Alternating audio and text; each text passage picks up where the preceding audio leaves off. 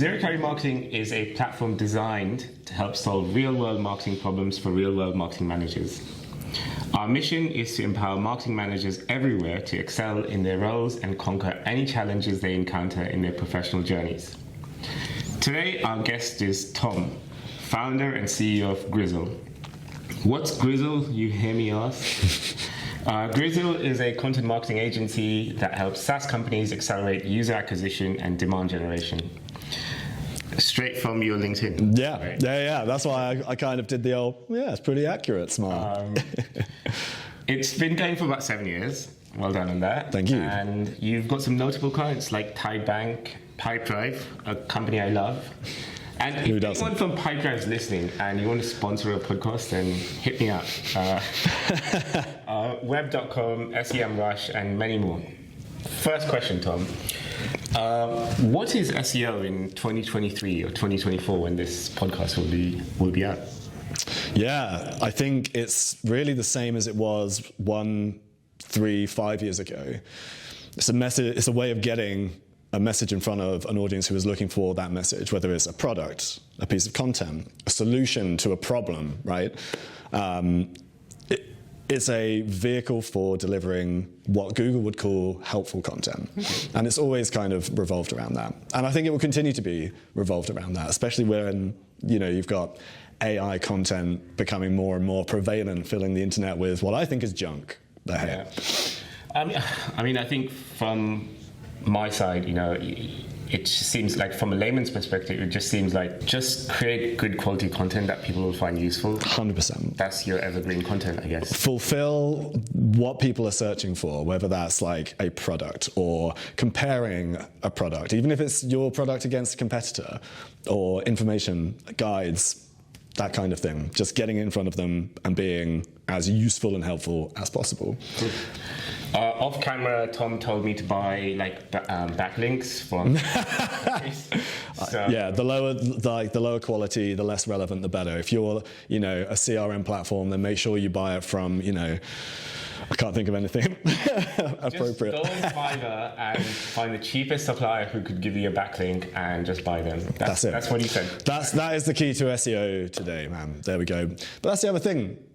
Talking about backlinks, it's all about building trust as well and establishing authority and showing that you are a trustworthy authority in your industry or within the topics that you are talking about, right? I guess hard and fast rule, if anyone's listening, key to SEO in 2024, create good quality content. Yeah, essentially. Do it in a sensible way so that it makes sense. Yeah, don't fill the internet with junk. Top tip, yet again. How did you get into marketing and SEO? Because I reviewed your LinkedIn and I spoke to a few people that we know we having mutual, contact. Yeah. And I read through your LinkedIn profile and, you've gone through in-house, you worked for some big companies and then you went and set up on your own. How did you, what was the first thing that, what led you to marketing and SEO? Yeah, I fell ass backwards into it, essentially.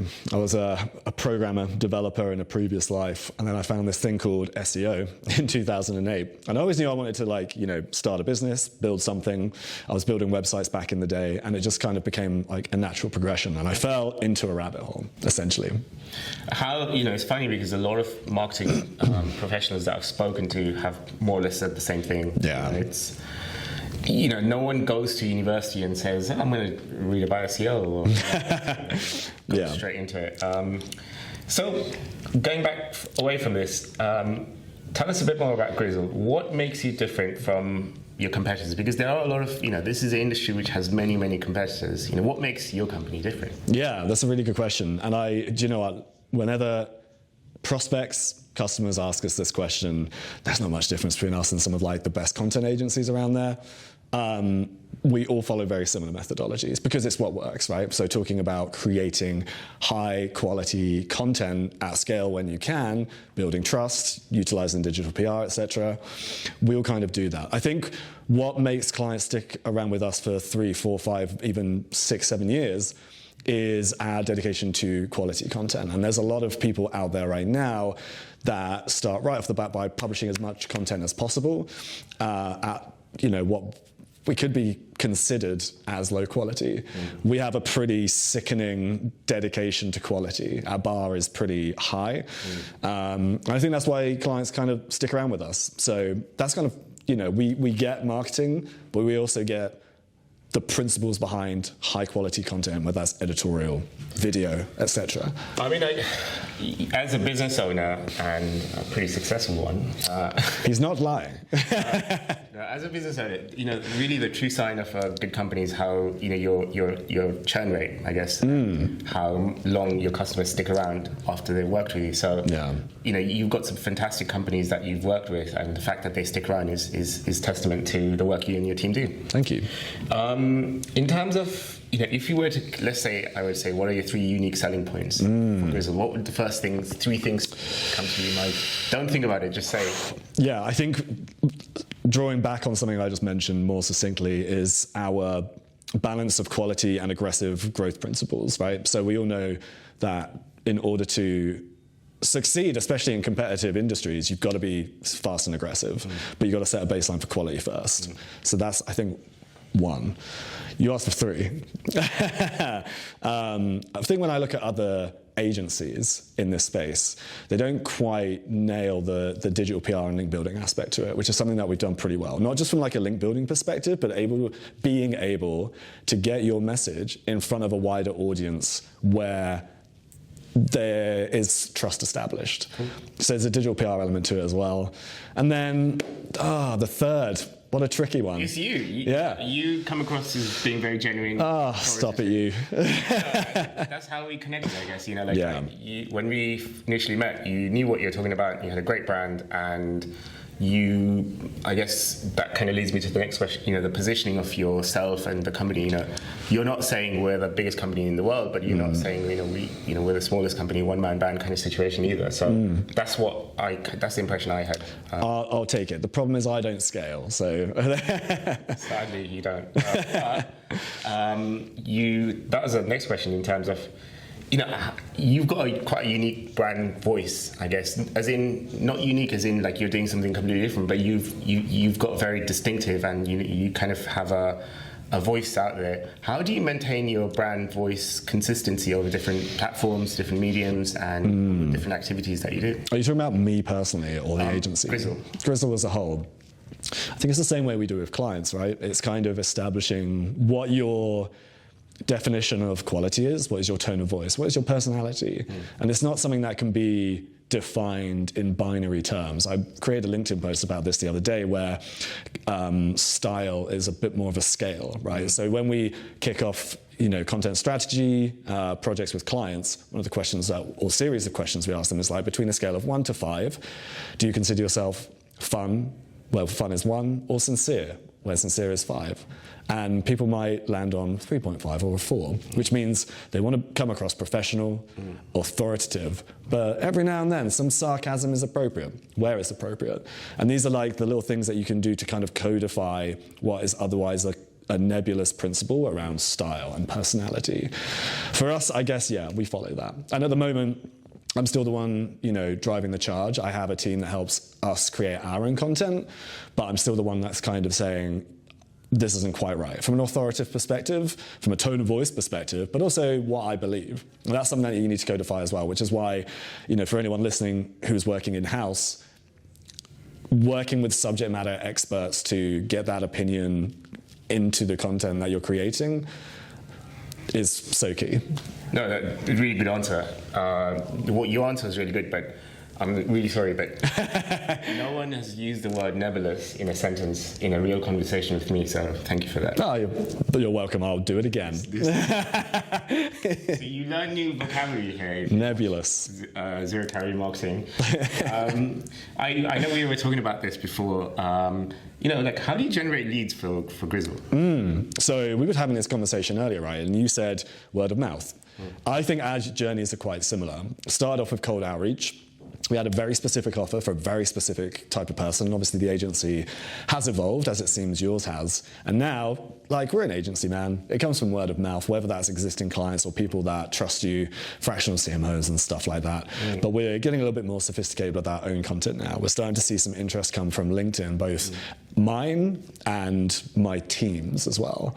So yeah, it's a little bit of a mix, trying to make it a little bit less reliant on word of mouth, as it were. So it's more scalable, and you can kind of predict, and also you can, I guess, over a period of a year, your sales targets, you can say, okay, if we do activity X, and if we increase this, then we can guarantee ourselves. Exactly. We want to scale, but not at the expense of the quality of service. So it's kind of like a slow growth, but we're still aggressive and we know where we want to go.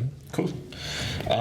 Once you get the customer's interest, or once you get them through the door, how do you nurture your leads from initial contact to... oops. Sorry. We'll edit that out. It's fine. So how do you nurture your leads from initial contact, or let's say someone's shown an interest, to get them to actually sign on the dotted line?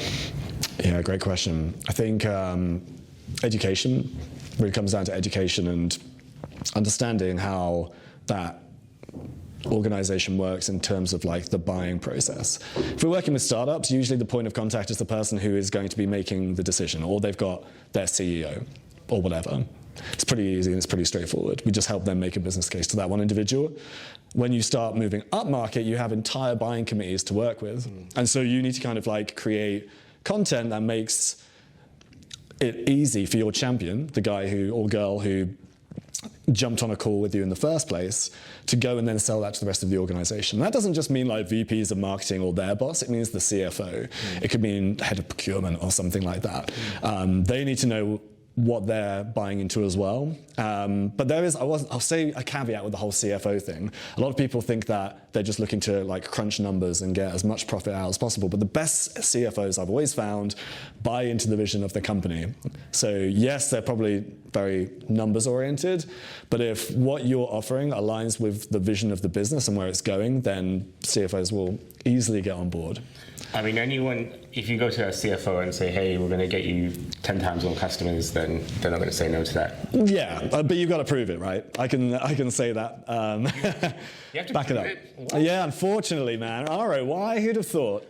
Just make some nice graphics and just make a nice PowerPoint presentation and show it to them. Use beautiful language in a short form blog post and in a nebulous manner, and you're off to the races. Cool. Well, that kind of gets me to the next question, actually. How do you measure your customer lifetime value as an agency? That's a really good question. Averages, man. It's really simple. I think just because we've been operating quite boutique up until now, it's just a matter of, okay, how long on average are these types of clients sticking around with us? How much are they paying? You've got average lifetime value. I think it's going to get more and more complex as we grow. I don't know what that looks like just yet. It comes down to segmentation, average length of time. And you're always going to have clients that kind of skew the averages one way or another. So you have to kind of consider that. But it does give you, as you begin to grow, if you're going to go beyond 20, 30, 50 clients, kind of like a model to create a forecast, let's say. Cool. From your perspective, I know that I've been following your content online and also read lots of bits and pieces that you've published. What does content marketing mean to you? What a question. It's a platform for building trust with other people, with your buyers, essentially. And I think people forget about one versus the other. If you take content and marketing, great content is no use without marketing. And oftentimes that marketing comes down to distribution and how you're going to build trust, how you're going to demonstrate credibility within the context of that content, but also how you're going to get it out there. But then similarly, the content, if it's shit, then it's not going to work, either because no one will pay attention, algorithms won't reward it, and you just end up wasting a load of money. So just like creating noise for the sake of creating noise. Essentially, yeah. We often use the term value, right, when creating content, value-driven content. And again, it's one of those nebulous terms. And so you have to kind of define what that value is. It comes down to the context of whatever it is that you're creating. But essentially, I think a good way of putting it, at least in the B2B space, is you're helping your audience get from their current state to their desired state. Whether that's like, I've got this problem, how do I solve it? Oh, I now have everything I need to know to take the next step. And that could also mean I'm picking between 3 different CRMs. How do I evaluate them? Okay, now I know how to evaluate them. And just so happens that you're a CRM platform that's helped them do that, right? So I think that's probably an oversimplified way of putting it, but yeah. I mean, I completely agree with you. I mean, all the content I put out there, I always think of the customer or the person who's going to be reading it, what problems they're likely to have, and how am I best suited to actually answer this question. I mean, having created over 1,000 videos for companies like Colgate, Eurovision. No, you're not in this video. Sorry, we don't do much for honestly, I think when you have created lots and lots of content, video content, or any type of content, you kind of get a feel for what things it will work, what's going to resonate, and yeah, completely agree with you in terms of going with the value first. 100%. What trends are you seeing in the B2B marketing world? Oh man, yeah. So from a person who's worked with a bunch of these kind of companies and seeing them and interacting with them on a day-to-day basis. Yeah. So marketing in general, I'm going to lean into the content side of things because it's content no matter what. No matter what activity you're doing, content is still the baseline. One thing, I can't remember the name of the study, but they interviewed a bunch of B2B buyers and asked them, like, what kind of content and sources do they trust? And it turns out that B2B buyers rely on search to, like, do commercial research or research in general, but they don't trust B2B blogs. So where does that leave us? And I think it comes down to, or it will come down to, diversifying where you publish and create content and who creates content. So you're seeing a lot more like executives within large organizations create content on LinkedIn. Active Campaign, Casey Hill recently posted a LinkedIn post where he talked about how there's 5 or 6 of them creating LinkedIn content and each of them get 10,000 impressions. And 10,000 impressions from 5 people is better than one person getting 100,000 because it's targeted and relevant. And I guess it's the quality of who's going to be reading it, which is essentially, if you have 10 potential buyers who are in the market at the time, then they're much more valuable than a million people who are going to just browse through it. What should marketing managers be thinking about for 2024? Actually, not for like home, just where the next meal is coming from. I think they're going to be thinking about the same things, right? They are, especially right now where budgets are getting choked, especially amidst all the layoffs that are kind of happening. There's a lot of scrutiny under marketing right now. Content has to drive an outcome, and it always has, but there's more scrutiny under it now. So it's kind of like, how do you prove and attribute that? I think attribution is going to be a bigger challenge with the changes made to privacy conditions, cookies, etc. There are some tools that are out there that are kind of helping to solve this, Hockey Stack being one of them. Shout out to Obed. And yeah, I think it's just making sure that the content that you create is actually working towards your objectives. And right now, I think that objective is cold hard cash, revenue. How is what we're creating going to drive revenue? But also, once we get out of this little trough, brand awareness still matters. So I got this question from someone we know. When are you actually going to create your customer case studies? We're on it. Yeah, we've got 2 in the works. Listen, Christina, like I've outed her. We're working on a few. So our results page is a little lackluster at the moment, but doing a little overhaul. The problem is, man, like one of the reasons that people always came to us or stuck with us is because a lot of people in the mid-market enterprise world, at least the clients that we seem to attract, they appreciated confidentiality, but now I'm testing that, and I was wrong, so we're working on it. I mean, I guess you could just generalize numbers and give percentages and that kind of thing. But everyone, when you're an agency, writing about yourself is probably the most difficult thing. It's the cobbler's shoes, man. The cobbler's shoes, classic. So yeah, I've been sitting on a few customer testimonials as well as updates I need to do on the website for a long time. I keep kind of snoozing on Google, so I feel for you. Yeah. Hopefully that answers your question, Christina. Enjoy yourself wherever you maybe, or in the sun somewhere. Whilst we are here in cold London. Yeah, the weather sucks. It's been raining non-stop. Gated versus non-gated. Where do you stand on that? It depends. Like, the thing that you are gating, the value has to be disproportionately more than the friction of signing up for a thing. Not only that, but you're not just trying to overcome the friction of signing up for something. It's the bad rep in the B2B world that gated content now has. So it's like an ebook, a white paper, like this has to be the best fucking ebook I've ever seen on this topic for me to give a name and an email address. Yeah. It could be a resource, it could be a tool, it could be a course, something like that. I think it depends, really. Yeah. Cool. Yeah. I mean, my side, yeah, where do you stand on it, Sad? I personally, this is going to make it sound really bad, and I know a lot of marketing people are going to be listening to this. I have like a fake email address I use for gated content. I reckon 80% of people who sign up for anything do that as well. Sometimes it will say like you must use a company email address, and I kind of use a throwaway email address. Yeah. Or make something up like suds@yourmum.com. What year is it? We're in the 90s.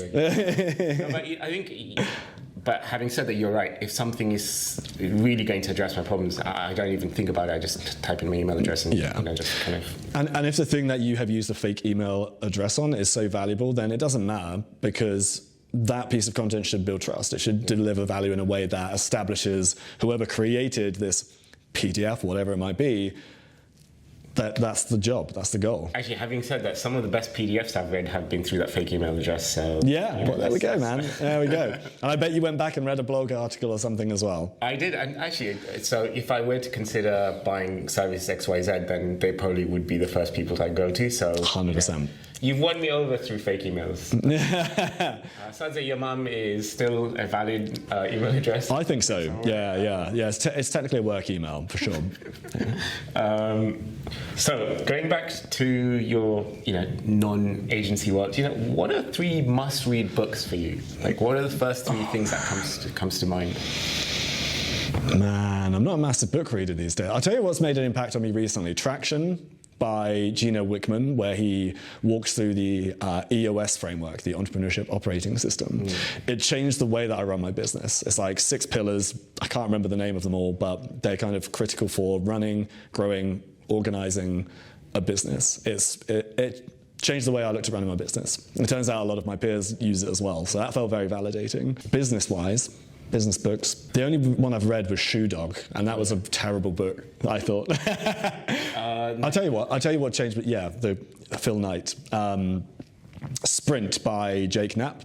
Okay. So it's inherently a design book, right? But the methodology, the sprint methodology he runs through is essentially like solving a very specific problem within a week. Okay. Right? So creating like a feature or a product. For me, I use that framework. I've read that book the week before I started Grizzle. Because I tried to start businesses so many other times before, and I would put flashy websites together and nothing happened. And then I threw this thing together in a weekend, saw if anyone wanted it, and lo and behold, here we are. I think you can apply that sprint methodology to anything. So that's a really good one if you look at it not just through the lens of design and product design, but also building things.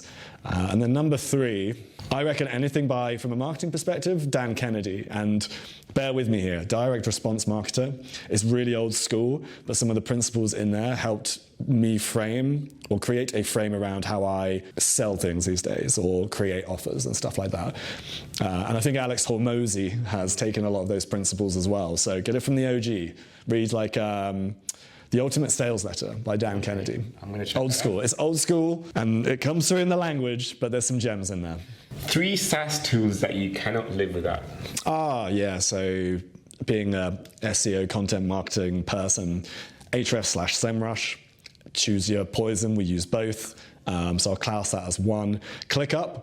I'm a big ClickUp fanboy, especially now going from like marketer to business operator. It's like the operating system for everything that happens in our business, from growth to operations and client delivery. Fantastic. And there was a company called Zenpilot that you should check out if you're an agency who helped us kind of implement that after trying ourselves. Wouldn't recommend that. And then 3rd, in terms of SaaS, I use Todoist on a day-to-day basis. I organize my life and what I need to do on a given day outside of maybe, the core business. And I've kind of created a personal operating system through it.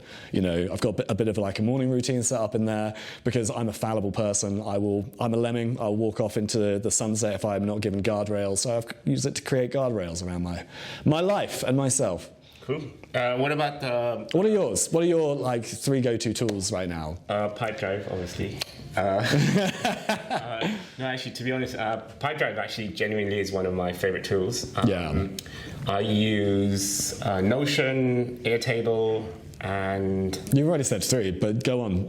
Go for 4. I use WhatsApp a lot. So I create, like, every business owner or anyone that I speak to seems to be doing this, where I've got a kind of group, which I'm the only member of, where I screenshot things and I kind of see if there are any inspirational quotes. I kind of copy it down and put it in there. Have you heard of an app called Notes? So the